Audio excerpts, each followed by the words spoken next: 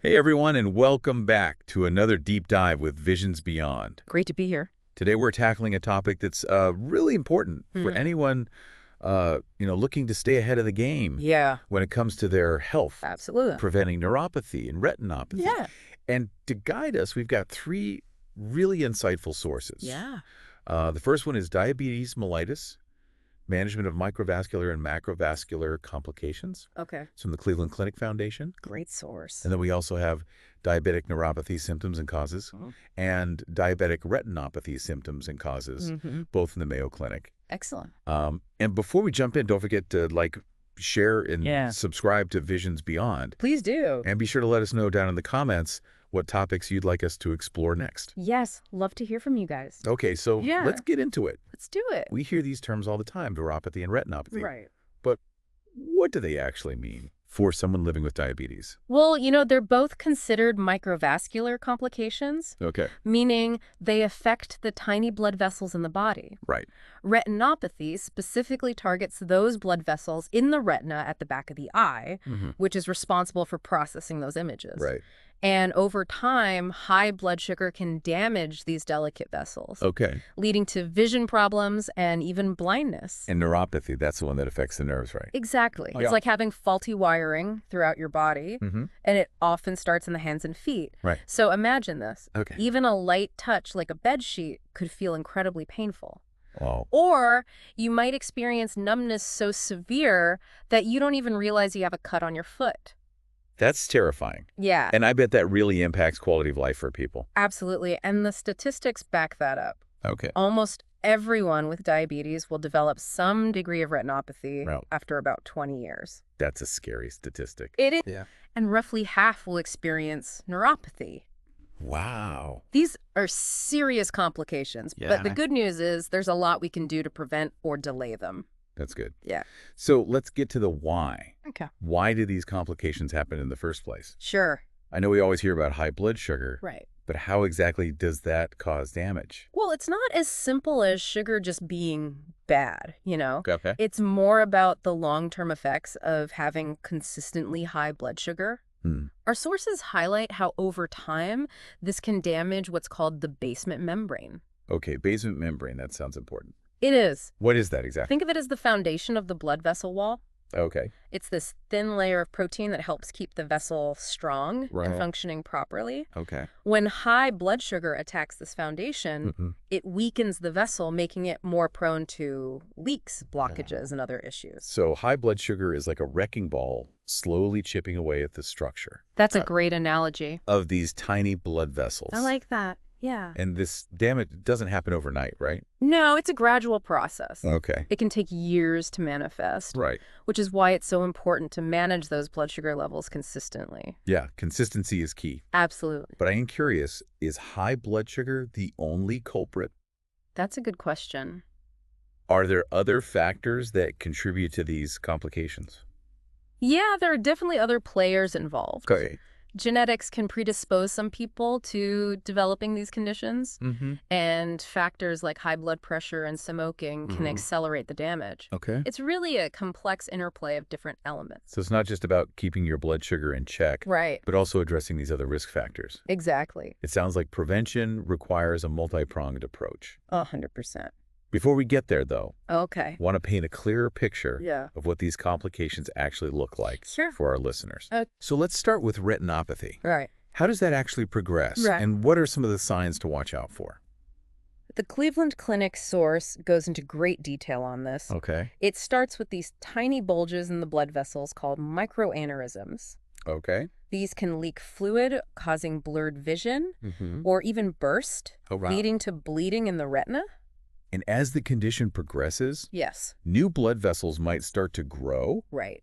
but these are often fragile Yeah, they are. and can further damage the retina. That's right. So early detection is key here, Absolutely. especially since the early stages might not even have noticeable symptoms. That's a good point. A lot of people don't even know they have it. Right, so regular eye exams are crucial, Yes. even if you think your vision is fine. Even if you think you're seeing 20/20, Exactly. get those eyes checked. And if you do start experiencing any changes in your vision, Yeah. like blurred vision floaters or flashes of light, see your eye doctor immediately. As soon as possible. Okay, so Now, what about neuropathy? Okay. You mentioned that tingling and numbness in the hands and feet. Right. Are there any other symptoms people should be aware of?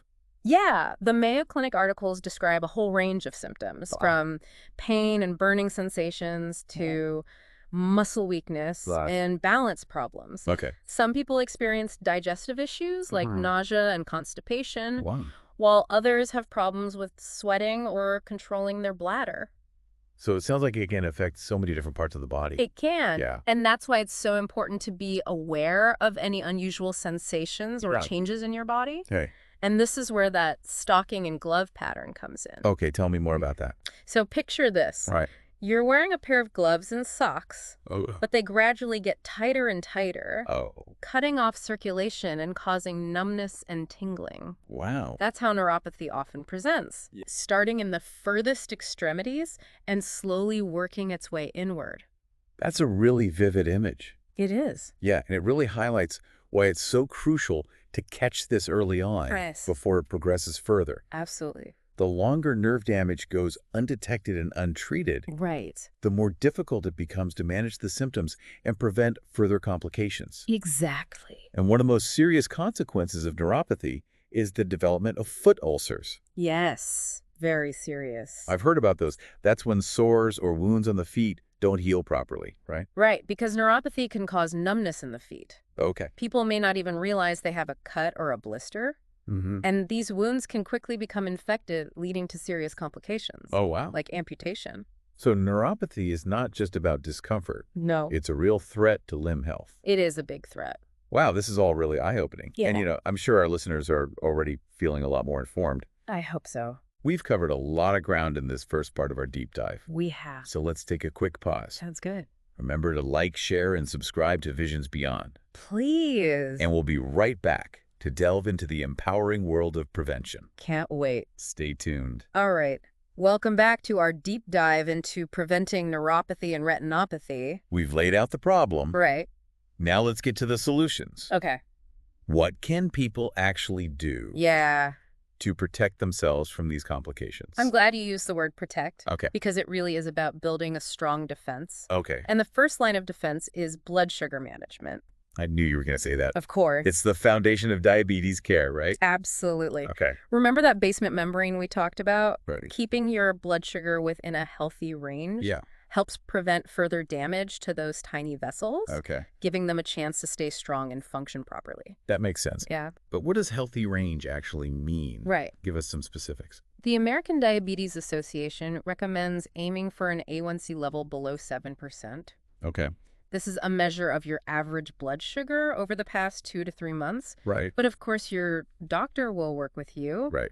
to set a target that's right for you. So it's not a one-size-fits-all approach. Definitely not. Okay. Diabetes management is highly individualized. Right. Factors like your age, your overall health, and diabetes type Uh-huh. all play a role in determining the best blood sugar goals for you. So A1C is important, Yes. but what about day-to-day blood sugar monitoring? Right. How often should people be checking their levels? Well, that depends on your individual needs and the type of diabetes you have. Okay. Some people might need to check several times a day, Right. while others might only need to check a few times a week. Okay.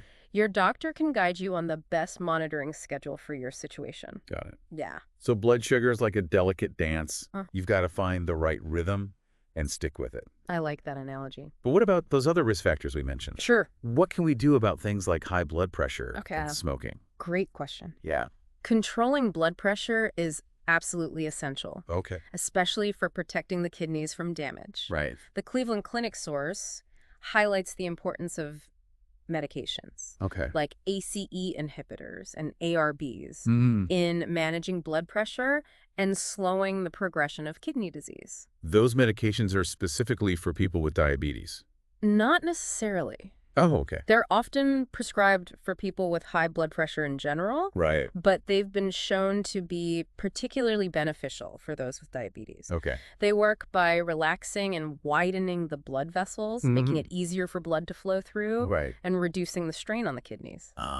So they're like traffic controllers. Yeah, Easing congestion on those busy blood vessel highways. I love that exactly. And some common examples of these medications are lisinopril, enalapril, and losartan. Mm-mm. Okay, but again, your doctor will determine the best medication and dosage for Oh, you absolutely. based on your individual needs. Right. Okay, so medication can be a key part of the prevention Right, strategy, yes. but I'm guessing lifestyle changes are also important, right? Absolutely. I mean, we can't just pop a pill Yeah. and expect everything to be magically fixed. You're absolutely right. Okay, good. Lifestyle modifications are fundamental to preventing or delaying these complications. Okay, give us the rundown. Right. What are the most important things people can do Okay. to support their health through lifestyle? Well, think of it as a holistic approach that involves several key areas. Okay. First and foremost, a balanced diet, Right. rich in fruits, vegetables, whole grains, and lean protein is crucial. It's about nourishing your body from the inside out. That's it. I'm hearing eat the rainbow in my head. Yes. But what about portion control? Yes, that's Yeah. important too. Is that important for people with diabetes? Absolutely. Okay. Working with a registered dietitian can be incredibly helpful in developing a personalized meal plan Right. that takes into account your individual needs and preferences. Mhm. They can help you understand appropriate portion sizes and make healthier choices without feeling deprived. Okay, so healthy eating is in. Yes. What else is on the lifestyle checklist? Regular exercise is key. Right. Aim for at least 150 minutes of moderate intensity aerobic activity per week, Okay. like brisk walking, swimming, or cycling. Right. And don't forget about strength training. Oh, yeah. It helps build muscle mass, which can improve insulin sensitivity Okay. and blood sugar control. I know exercise is good for everyone, It is. but are there specific benefits for people with diabetes? Definitely. Okay. Exercise helps your body use insulin more effectively, Mm-hmm. which can lower blood sugar levels. Okay. It also helps improve circulation, manage weight, Right. and reduce stress. All good things. All factors that contribute to overall health and well-being. All right, so we've got diet and exercise covered. Mm-hmm. What about other lifestyle factors like sleep Yes. and stress management? Important. Do those play a role in preventing complications? They absolutely do. Okay. Chronic stress can raise blood sugar levels Uh-oh. and contribute to inflammation, Okay. both of which can increase the risk of complications. Right. Finding healthy ways to manage stress, Mhm. such as through yoga meditation or spending time in nature, Yeah. is crucial. Those are all great. And getting enough sleep is essential for regulating hormones Mm. and allowing your body to repair itself. It's amazing how interconnected everything is. It really is. It's not just about one thing. It's about taking care of your whole self. Your whole self, exactly. Mind, body, and spirit. Yes. And speaking of taking care of your whole self, Yes. let's not forget about smoking cessation. Right. Smoking is bad for everyone, It is. but it's especially harmful for people with diabetes. Absolutely. There you go. Smoking damages blood vessels Right. and increases the risk of heart disease, stroke, and other complications. If you smoke, quitting is one of the most important things you can do to protect your health. It really is. This is all so empowering. I think so. It feels like we have a lot of control over our destiny Yeah, when it comes to these complications. you really do. But I'm sure some people are thinking, Yeah, this all sounds great, right. but how do I know if I'm already developing these problems? That's a great segue into the importance of early detection. Okay. Regular screenings for retinopathy, nephropathy, and neuropathy are crucial for catching these complications in their earliest stages Right. when treatment is most effective. Okay, let's talk about these screenings. Okay. What should people be asking for? For retinopathy, yearly eye exams with dilation are essential, Oh. even if your vision seems fine. Okay. Your eye doctor can examine the back of your eye for any signs of damage and take photographs to track changes over time. So no skipping those eye appointments, No. even if you think you're seeing 20/20. Even if you think you're seeing perfectly. Exactly. Okay. Get in there. What about nephropathy? Okay. How is that screened for? For nephropathy, your doctor will order regular urine and blood tests Okay. to check for protein in your urine Mm-hmm. and to assess your kidney function. Okay. One important measure is the estimated glomerular filtration rate, or EGFR. Right. EGFR. Yes. That's one of those terms we mentioned earlier. Yes, it is. That needs a bit more explanation. Okay. What exactly does that tell us? Sure. And what's considered a healthy range? The EGFR is a calculated number Okay. based on your age, sex, race, and creatinine levels in your blood. Right. Creatinine is a waste product Okay. that's filtered out by the kidneys. Okay. A normal eGFR is typically 90 or higher, Okay. but this can vary depending on your age. So a lower eGFR means your kidneys are functioning as well as they should. Exactly. A lower eGFR can be an early sign of kidney damage. hmm So it's important to monitor this number closely and talk to your doctor about any changes. Okay. Yeah. And finally, how is neuropathy screened for? Your doctor will likely perform a physical exam, Okay. checking your reflexes and sensation in your hands and feet. hmm They might use a monofilament, Okay. which is a tiny, stiff nylon thread, Okay. to test your ability to feel light touch on different areas of your feet. Wow. They might also use a tuning fork Okay. to check your vibration perception. Okay. These simple tests can help detect nerve damage, Wow. even before you experience noticeable symptoms. It's amazing how much information we can glean from these screenings. It is. It really highlights the importance of being proactive Absolutely. and having open communication with your healthcare team. 100%. The earlier we detect these complications, Right. the better chance we have of slowing their progression and Absolutely. preserving your health. That's right. Welcome back to the Deep Dive. We've spent this episode talking about neuropathy and retinopathy and some powerful ways to prevent them. It's been great, and I hope our listeners are feeling empowered by what we've discussed. I think so. We've talked about blood sugar control, managing blood pressure, the importance of a healthy lifestyle, regular screenings. It's a lot to take in, but the good news is it all works together. That's key. The article, Prevention and Early Detection of Vascular Complications of Diabetes, really emphasizes a multifactorial approach. Right. That study really blew me away. It found that people with diabetes who took a comprehensive approach to managing it and addressing all those different risk factors saw a significant reduction in their risk of developing complications. Exactly. They saw a 40 to 60% reduction in risk over 8 years. That's huge. Those are the kind of results that make you sit up and take notice. It proves that we're not just passive bystanders in this process. We can actively shape our health outcomes. Absolutely. Yeah. And while this particular study focused on people with type 2 diabetes who already had some early signs of kidney damage, the principles apply to everyone with diabetes. So it's never too late to start making changes. Never. Every positive step you take, whether it's improving your diet, getting more exercise, or quitting smoking, can make a real difference in protecting your health. I think it's important to acknowledge that even with the best management, complications can still happen. That's true. Diabetes is complex, and there are many factors we can't control. But here's the thing. While we can't eliminate risk entirely, we can dramatically reduce it through proactive management. It's like wearing a seatbelt in a car. Oh, yeah. It doesn't guarantee you'll never be in an accident, but it significantly reduces the risk of serious injury if you are. I love that analogy. It puts things into perspective. We can't predict the future, but we can equip ourselves with the best possible protection. Exactly. And that protection comes in the form of knowledge, awareness, and action. It's about being informed, being proactive, and working in partnership with your healthcare team to develop a personalized plan that meets your individual needs. So what would you say to someone who's feeling overwhelmed by all of this information? What's the most important takeaway?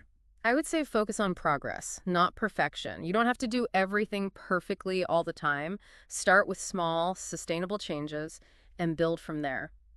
That's great advice. Maybe it's scheduling that overdue eye exam or talking to your doctor about your blood sugar levels or simply committing to a 20-minute walk each day. Exactly. Every step counts, and every positive change you make is a victory. All right, before we wrap up, I want to leave our listeners with a final thought-provoking question.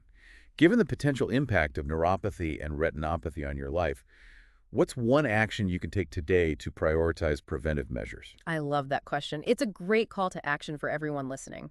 Take a moment to reflect on your current habits and identify one area where you can make a positive change. Maybe it's finally quitting smoking or scheduling that appointment with a registered dietitian or simply committing to checking your blood sugar more regularly. Whatever it is, make a commitment to yourself and take that first step. Your future self will thank you. Thank you so much for joining us on this deep dive into preventing neuropathy and retinopathy. We hope you found it insightful and empowering. And remember, you have the power to shape your health destiny. Don't underestimate the impact of proactive management. Don't forget to like, share, and subscribe to Visions Beyond for more insightful deep dives into the world of health and wellness. And as always, please leave a comment letting us know what other topics you'd like us to explore.